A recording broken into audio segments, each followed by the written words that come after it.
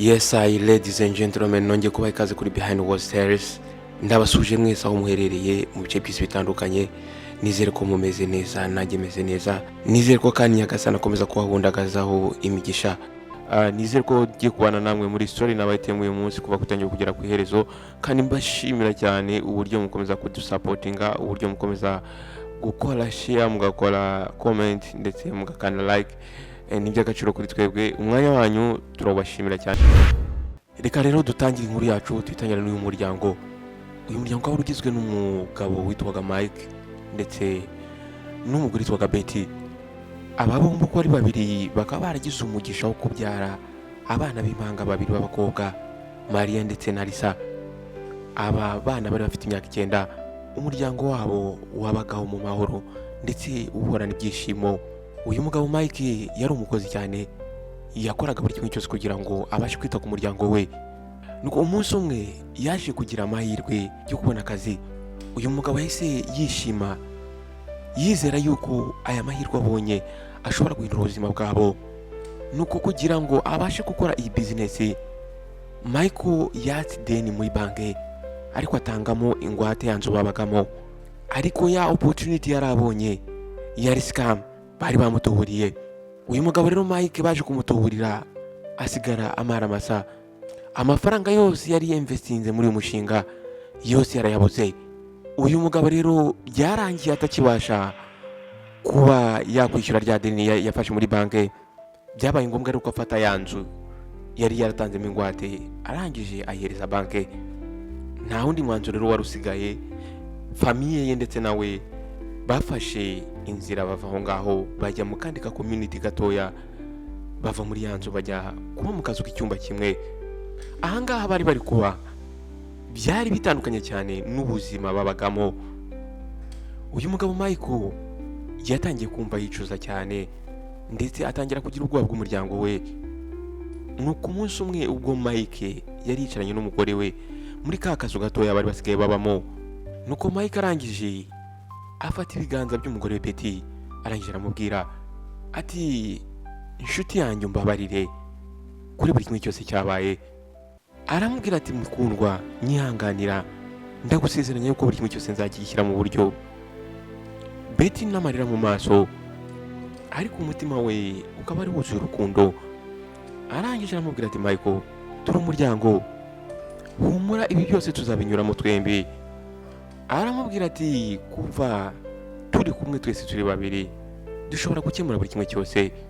Ahangaha Mike yatangiye kugenda ashakisha akazi akariko kose aho ngaho muri ako community bari barimo babamo. Rimwe na rimwe ijya gukora muri chantier, ubundi nanone akongera agakora nk'umurobyi akajya kuroba. Betty nawe aho yabaga yasigaye, nawe yabaga ari gushakisha utuzi, akazi ko guteka cyangwa guhanagura, gukoropa, ibintu nk'ibyo ngibyo.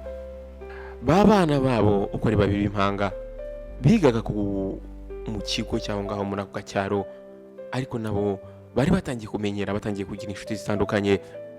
Nuko umunsi umwe Betty yatangiye kurambirwa na ka kazi yakoraga akorera abaturanyi. Nuko arangije abwira umugabo we Mike ati, ndarambiwe n'ako kazi nakomeza kugakora. Amubwira yuko ari mwiza ataberanye n'ako kazi. Atangira gushinja Mike, aramubwira ati, uri umugabo wakagombye gufata responsibility z'umuryango wawe, wagombye kuba umugabo wita ku muryango we. Guhera uwo munsi rero Mike yatangiye gukora akazi kavunanye cyane, ndetse rimwe na rimwe akaruka nijoro mu rugo ananiwe cyane. Nuko umugoroba umwe Mike ntabwo yibashije kujya ku kazi. Arangije abaza umugore we nimba ashobora kugurisha tumwe mu dukufi twe duhenze yari afite, byibuze bakabasha kubona amafaranga. Aya mafaranga Mike yashakaga byibuze kuba yatangira aka business gaciriritse. Betty arangije aramubwira ati, ntabwo bishoboka, ntabwo iyi necklace nayikuramo, uzayinkuremo ariko napfuye. Arangije aramucyurira, aramubwira ati, genda uguze abagore wirirwagamo na za maraya zawe wagiraga mbere yuko dukena. Nuko uyu mugabo Mike yatangiye gushakisha ubundi buryo yabonamo amafaranga. Arangije yegera umugabo bita Obi. Uyu mugabo witwa Obi yari umurandurodi we, yari nyiramazu yabagamo. Atangira kumubwira vision ye ndetse atangira kumubwira ibitekerezo bye. atangira ndetse no kugenda yegerana bagenzi be bashuti be ababwira uburyo afite ibitekerezo kandi ashobora kubyazamo umusaruro, ariko nta muntu n'umwe wigeze umwumva, nta n'umuntu wabashije kumusapotinga. Nuko rero nyuma y'igihe gitoya wa mugore Betty yatangiye kujya azana abandi bagabo mu rugo igihe cyose umugabo we adahari. Mike ibi bintu byatangiye kumubabaza cyane ndetse atangira kumva afite depression. Nuko umunsi umwe Betty yazanye umwe mu bagabo aryamana nabo mu rugo. Nuko bakigera aho ngaho bicaye mu nzu, uyu mugabo arangije abwira uyu mugore Betty ati nakunze uriya mukobwa wawe. Aho kugira ngo byibuze arakare cyangwa se amurakarire, ahubwo yaramubwiye ngo nategereze ngo abanza kure. Yaramubwiye ati humura, uyu nguyu nzamuguha vuba ngaha. Ariko inyuma aho ngaho inyuma y'urugi wa mwana mutoya Betty na Maria barimo bumva ibyo uwo mugabo ari kuganira na mama wabo. Uyu mwana Maria byahise bimutungura ndetse ahita afata umwanzuro mu mutwe we ko papa we naza ari bubimubwire. Nuko ubwo Michael yarageze aho ngaho, Maria yagerageje kumusobanurira ibyo yumvise, ariko Michael ahangaha ntabwo yigeze abyizera.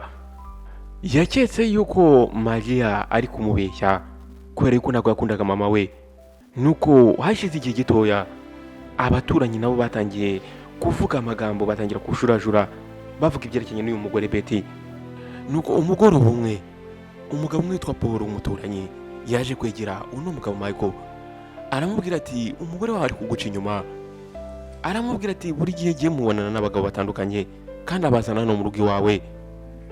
Ubwo rero Michael yaragerageje kubaza umugore we ibyo byose.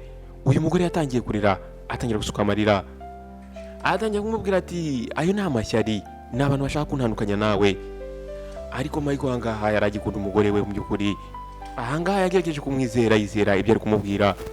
Nyuma y'igihe gitoya uno mugabo yatangiye kurwara kandi umuryango nta mafaranga wari ufite yo kuba wamujyana kwa muganga. Uyu mugore we Betty nta nubwo yabashaga kuba yasaba umwe muri ba bagabo aryamana nabo ngo byibuze amufashe cyangwa se agurishe imwe mu mikufi yari afite ihenze byibuze ajyana uno mugabo kwa muganga. Ahubwo yatangiye kujya amuhagarara hejuru akamubwira amagambo mabi, akamubwira ati nimba unabishaka wapfa nta kibazo. Munyumvire uyu mugore, munyumvire uyu mugore w'umugome. Hashize igihe gito cyane uyu mugore Betty yahise ata wa mugabo arwaye, amusika mu nzu ndetse amusiga n'abana babiri b'impanga, arigendera. Uyu mugabo yasigaye hano wenyine, asigara arwana n'indwara yararwaye ndetse n'abana bari kumurira iruhande. Uyu mugabo akibona atereranywe gutya yatangiye gutakira Imana, arayibwira ati nyagasani mfasha unkure kuri iki gitanda, mfasha unkize, mfasha umbabarire unkize mbashe kwita ku bana banjye.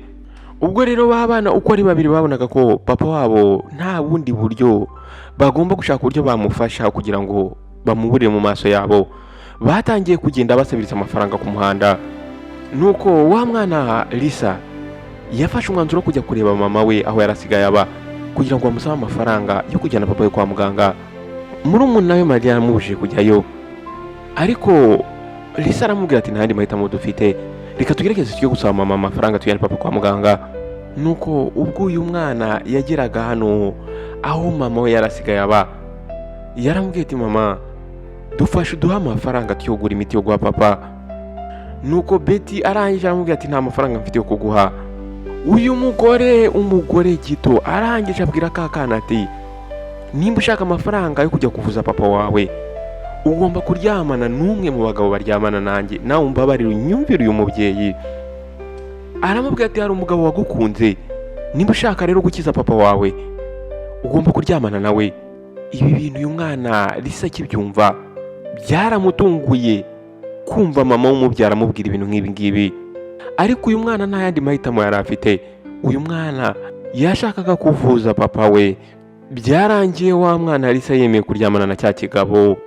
Nuko uyu mugabo ubwo yari amaze kuryamana n'aka kana yishyuye amafaranga Betty mama wa mwana, ariko amafaranga uyu mugore yaje guha kano kana n'ubundi yari makeya kuyo kari gakeneye. Mu gahinda kenshi Lisa yavuye aho ngaho asubira mu rugo n'udufaranga dukeya. Muri twa dufaranga yari afite rero yaciye kuri farumasi arangije agura imiti ayishyira papa we. Iyi miti yaragiye ifasha papa we icyumweru kimwe, ariko papa yakomeje kuremba. Uyu mwana rero nta yandi mahitamo afite, yasubiye kwa mama we nanone, arongera ajya kuryamana na cya kigabo kugira ngo abashe kubona utundi dufaranga. Uyu mugore yafataga amafaranga buri gihe uko aba bagabo baryamanye n'umwana we w'umukobwa, yarangizaga uno mwana udufaranga dukeya. Buri uko uno mwana yaryamanaga n'ibi bigabo kandi bimuruta by'ibisaza, yarababaraga cyane, yicwaga n'agahinda. Nuko rero byakomeje gutyo, uyu mwana akomeza kujya ajya kwa Betty, akajya kuryamana n'abagabo kugira ngo abashe kubona n'utwo dufaranga dukeya. Wa mwana Maria wabaga asigaye mu rugo yatangiye gukeka uyu mugenzi we, atangira kwibaza ni hehe akura amafaranga. Arangije aramubaza ati Lisa, ninde uguha amafaranga? Ariko Lisa ngaha yaramusubizaga ati ni mama yampa. Ntago yamusobanuraga uko bigenda cyangwa se ibyo anyuramo kugira ngo abashe kumuha amafaranga. Ariko uyu mwana Maria yarabizi neza, yarazi neza ko Betty atashobora guha amafaranga Lisa nta kintu amusabye cyangwa nta kintu amukoreye. Nuko rero hashize icyumweru kimwe, wa mugabo yatangiye kuremba noneho. Nuko byarangiye wa mugabo Michael apfuye, apfira mu maboko y'aba bana. Nuko buri umwe wese utuye aho ngaho baraje baza gufasha twa twana uko ari tubiri, Maria ndetse na Lisa, kugira ngo dushyingure papa watwo. Nuko buko bari bamaze gushyingura, Betty yaje kugaragara aho ngaho. Arangije aravuga ngo yaraje gufata Maria ndetse na Lisa abajyane kubana nawe. Ariko ubwa mbere Maria yarabyanze, yari yararakariye cyane mama we. Uyu mwana w'umukobwa aramubwira ati ntago genda uvangaha. Ariko amaze kubona yuko kuba ari busigare wenyine, nta muntu afite wo kumwitaho ndetse nta muntu afite babana, byaje kurangira acitse intege. Maria rero yaje kubura amahitamo, arangije yemerera mama wabo kubajyana. Ariko uyu mwanzuro mu by'ukuri wari ubakomereye muri bo. Lisa ndetse na Maria nta yandi mahitamo bari bafite. Nuko rero uyu mugore yaje gufata abantu bana, arangije abajyana iwe. Nuko igihe gitoya bamaze kugera ngo mu rugo rwa Betty, Maria yaje kumenya ibyo Betty yakoreshaga wa mwana Lisa. Arangije aramubwira ati Lisa, tugomba kuvanga tugacika mama. Ariko Lisa arangije aramubwira ati ntago nagenda. Aramubwira ati nta yandi mahitamo dufite, tugomba kuguma hano. Nuko hashize igihe gitoya, umwe mu bagabo baryamanaga na Betty yatangiye gukunda wa mwana w'umukobwa Maria nawe. Umugabo umwe yaje kuvuga ati uriya mwana Maria naramukunze. Arangije abwira wa mugore Betty ati nzaguha amafaranga menshi cyane uramukumuje n'uriya mwana wawe. Betty yahise yishimira amagambo n'umugabo yaramubwiye, aricara ategereza wa mwana w'umukobwa we Maria kugira ngo ave ku ishuri. Ubwo rero Maria yarageze aho ngaho mu rugo, Betty arangije aramubwira ati hari umugabo wagukunze kandi arashaka kuduha amafaranga menshi. Maria arangije aramubwira ati ntabwo ibyo ngibyo nabikora, aramuhakanira. Betty arangije aramubwira ati nimba rero udashaka gukorana nanjye, ntabwo ugomba gusubira ku ishuri, ugomba kuguma ngaha ukajya ukora imirimo mu rugo. Aramubwira ati nimba udashaka gukora boletinga nanjye, ahangaha uzicwa n'inzara ndetse uzababara. Arangije aramubwira ati amafaranga nkwishyurira, nkakwishyurira ishuri ndetse nkakwishyurira ibyo kurya, nkakwishyurira imyambaro, ava k'uyu mugabo ndi kukubwira. Ntago uri bubasha kumva uko ibintu bikorwa. Ahangaha Maria yabuze ikintu yamusubiza. Uyu mwana yatangiye kugira ubwoba, ndetse atangira kugira ubwoba bw'ingaruka ari buhure nazo nakomeza kwangira mama we.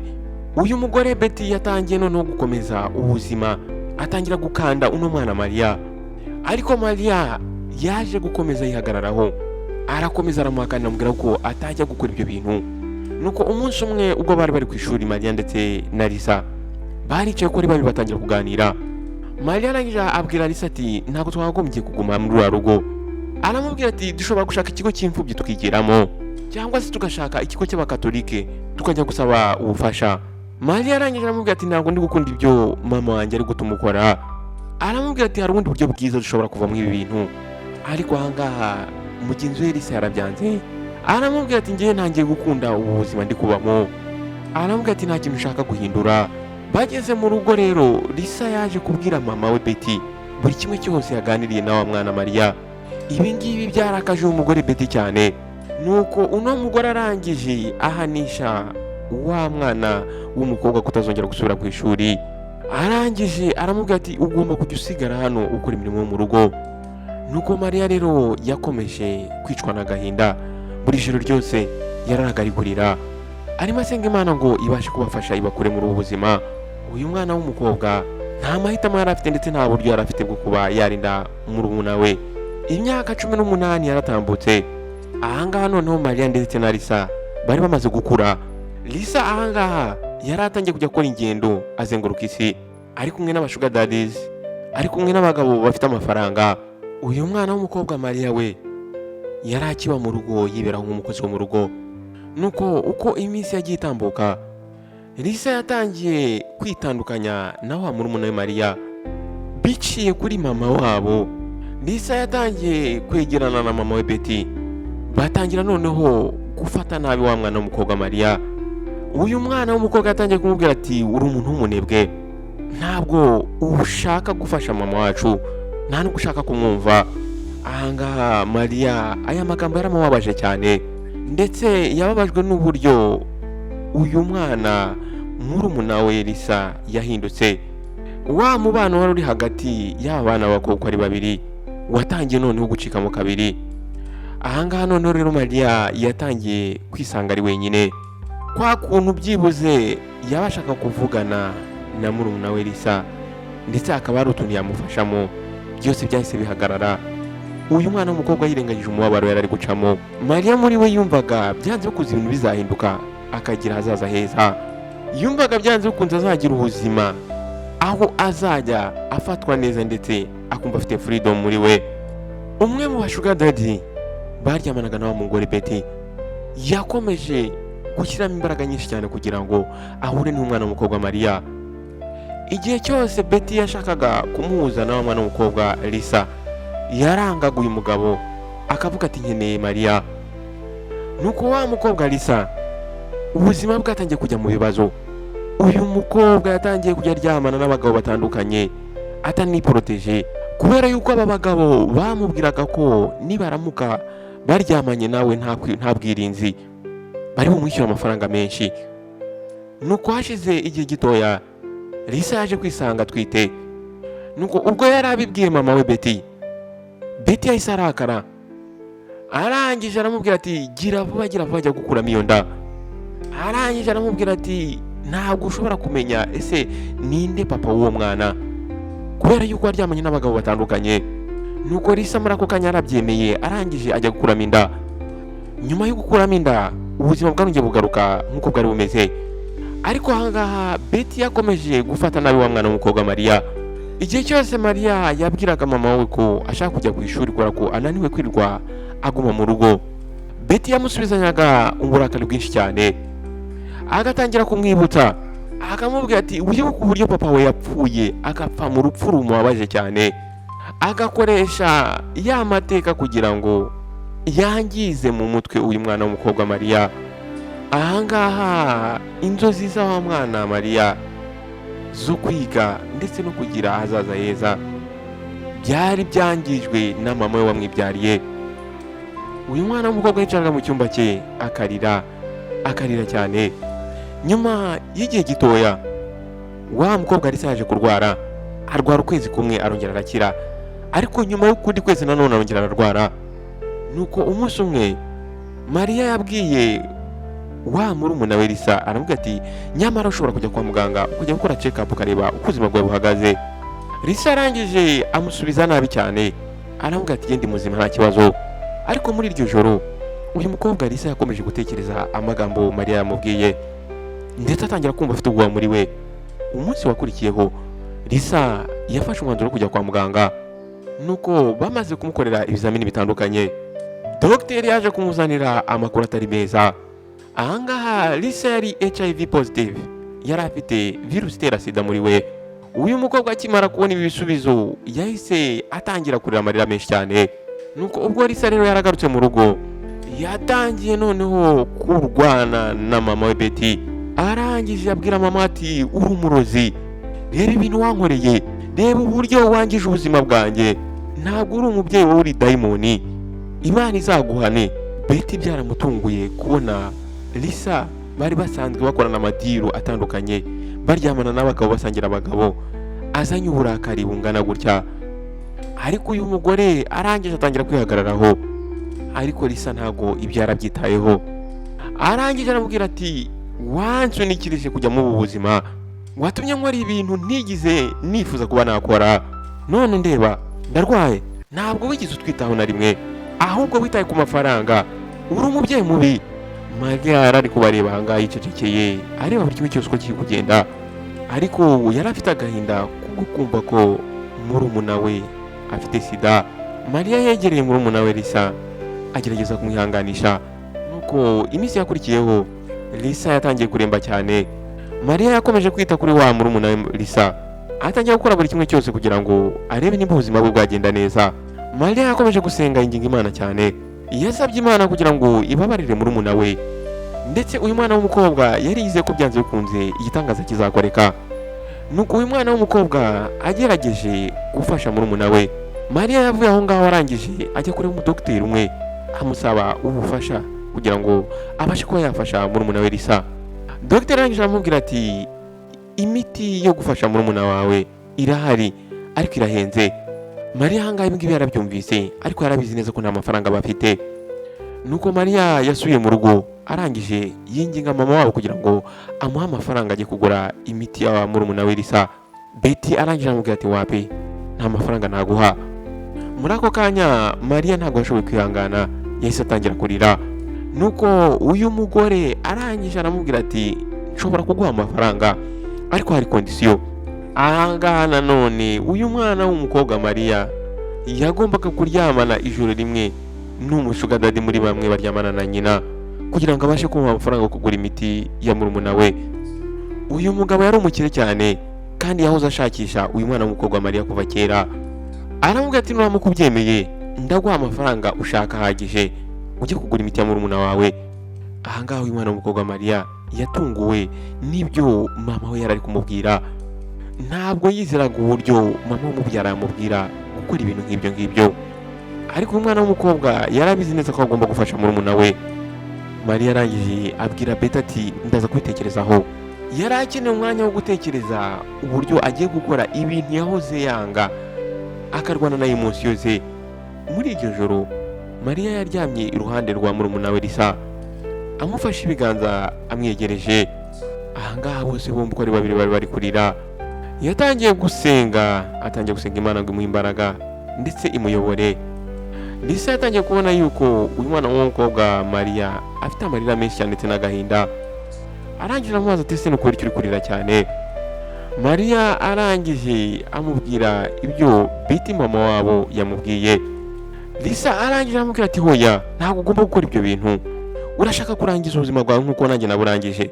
Aramubwira ati Mariya ndakwinginze ntukore ibyo bintu, nushaka undeke nipfire, ariko sinshaka ko ubuzima bwawe burangira nk'uko ubwanjye bwarangiye. Ahangaha Mariya yateze amatwi. Ntabwo mu by'ukuri Mariya yashakaga kubura murumuna we, ariko nanone ibyo murumuna we yaramusabye. Ahangaha amahitamo y'uyu mwana w'umukobwa Mariya yari amahitamo aremereye cyane, ariko byaje kurangira uyu mwana w'umukobwa Mariya aguye mu mutego. Hashize iminsi ibiri Mariya yaje kugenda abwira mama we Betty ko yemeye ibyo yamusabye. Betty ako kanya yahise ahamagara wa mugabo w'umukire. Muri iryo joro ubwo Mariya arimo yitegura guhura na wa mugabo, uyu mwana w'umukobwa yatangiye gusenga aravuga ati nyagasani umbabarire, ibi ngibi ngiye kubikora ku bwa murumuna wanjye, ntabwo ngiye kubikora kubera ko mbikunze. Asaba Imana imbabazi. Urukundo uyu mwana w'umukobwa yarafitiye murumuna we rwatumye afata umwanzuro yari yaranze gufata kuva kera mu buzima bwe. Nuko ubwo Mariya yarageze mu rugo rwa mugabo, ahangaha yaje kwakirirwa n'umusore mwiza cyane. Nuko uyu musore arangije aramwibwira amubwira ati nitwa Barry. Uyu musore yari umwana wa mugabo. Uyu musore yari azi impamvu uno mukobwa ari hano, ndetse amubwira ko adakunda uburyo papa we yitwara. Aramubwira ati njye ntabwo nishimira uburyo papa wanjye aba ashaka kuryamana n'abana b'abakobwa ndetse barutwa n'abakobwa be. Barry arangije aramubwira ati nyagukunze, ndashaka kuguha amafaranga papa wanjye yakwemereye, ariko uhita uva ahangaha wigendere. Arangije afata nimero y'aho mwana w'umukobwa Mariya, arangije amubwira ati va ahangaha usubire mu rugo. Mariya yavuye aho ngaho asubira mu rugo, ariko ahangaha yagiye afite amayobera muri we. Nuko hashize amasaha makeya wa mugabo yageze aho ngaho mu rugo, arangije atangira kubaza umuhungu we ese umushyitsi yohereje ari hehe. Barry arangije amubwira ati namwirukanye.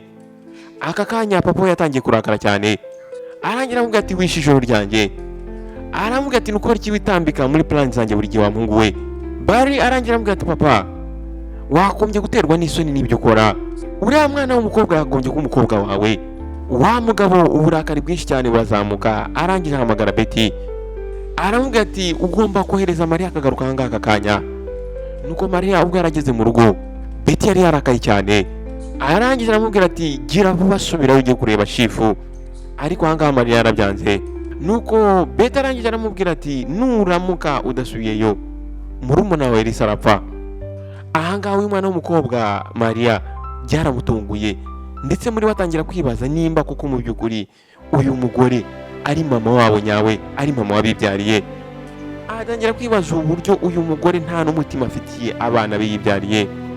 Umunsi wakurikiyeho Lisa bahise bamujyana kwa muganga, aho dogiteri yaje guha Mariya amakuru atari meza.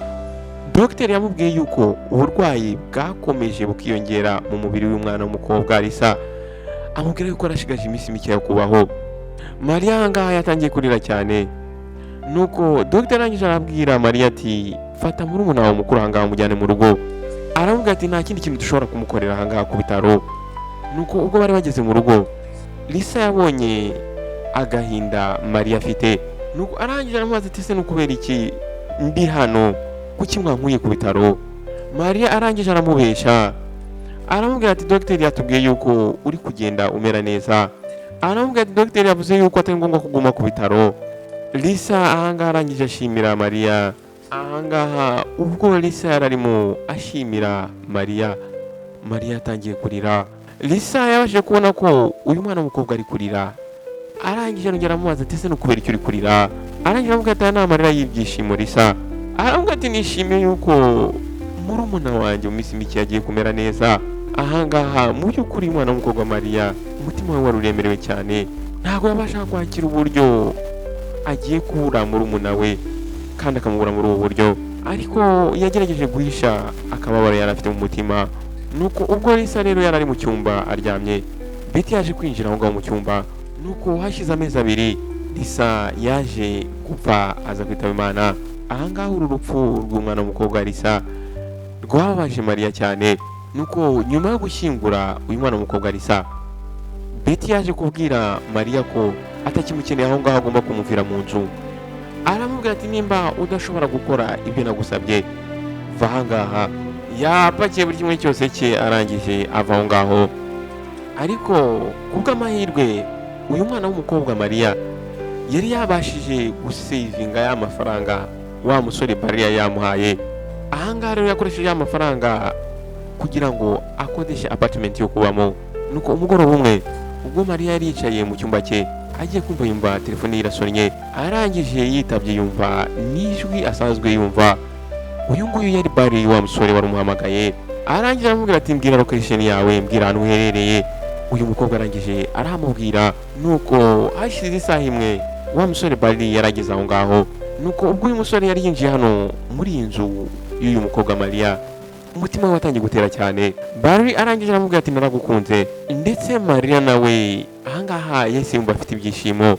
Arangije aramubwira ati nanjye naragukunze. Aba uko ari babiri batangiye kujya bamarana igihe, ndetse batangira kujya bishakamo ibyishimo bombi uko ari babiri. Ubwo wa mugore Betty yumvaga yuko Mariya asigaye akundana n'umuhungu wa musaza. Ahangaha uyu mugore w'umutima mubi Betty yumvise ko hari amahirwe yo kongera agateza ibibazo. Munyumvire wa mugore ukuntu ari shitani. Arangije atangira gutera ibibazo hagati y'aba bana. Yafashe telefone ahamagara wa mugabo Chifu, aramubwira ati jyana umuhungu wawe kuri yura mukobwa, kubera ko uriya mukobwa afite sida nka murumuna we. Nuko ubwo Barry yaragarutse mu rugo, Chifu arangije abwira uyu musore Barry ibyo Betty yamubwiye. Barry ahangaha byaramurakaje cyane, arangije abwira papa ati uriya mugore arabeshya. Aramubwira ati njyewe ndabyizera neza yuko uriya mukobwa Mariya ari muzima, kandi nizera ko atigeze ahura n'umugabo n'umwe. Ahangaha byatumye uwo mugabo Chifu yumva yanze wa mukobwa Mariya, kubera yuko uyu mugabo yahoze yifuza kuryamana n'uwo mwana w'umukobwa Mariya. kubona umuhungu wari kumwe na Mariya ahangaha byateye ishyari ryinshi cyane uyu mugabo. Arangije avuga ati ntabwo nzigera ntuma ushyingirwa uriya mwana w'umukobwa. Ahangaha ishyari ndetse n'uburakari bw'uyu mugabo byatangiye gukura.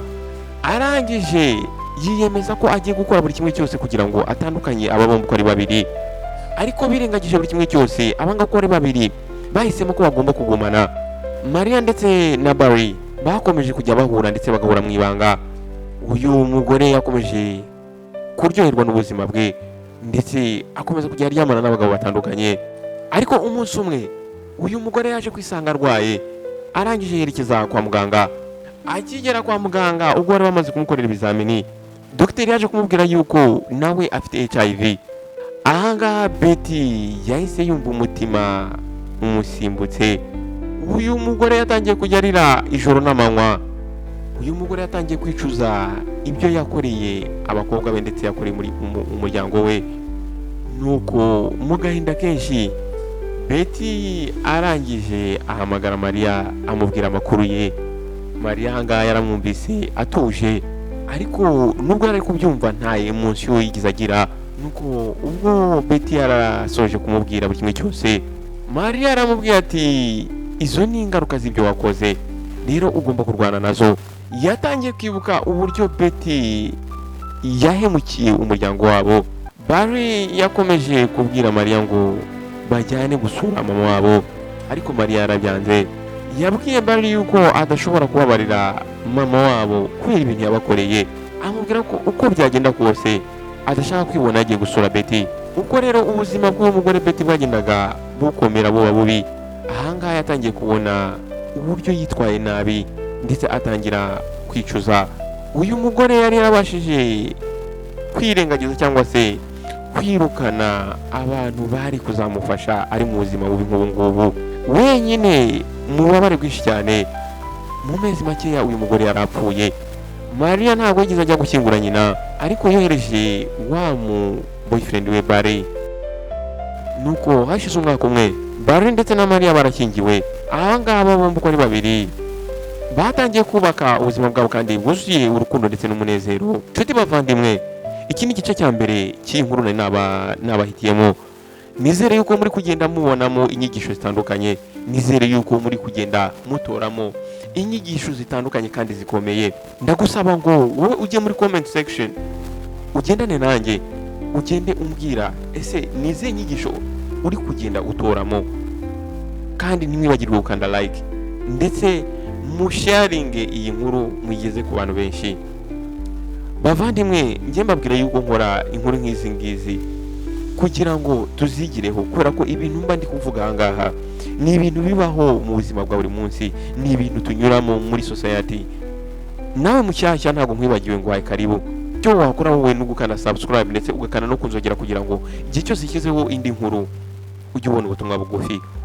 Kandi ntiwagire gukanda like, ukore na comment ndetse usharinge inkuru uyigeze ku bantu benshi.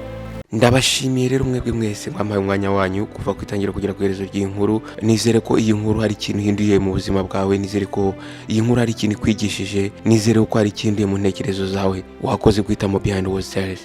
Naho utaha. Ciao ciao.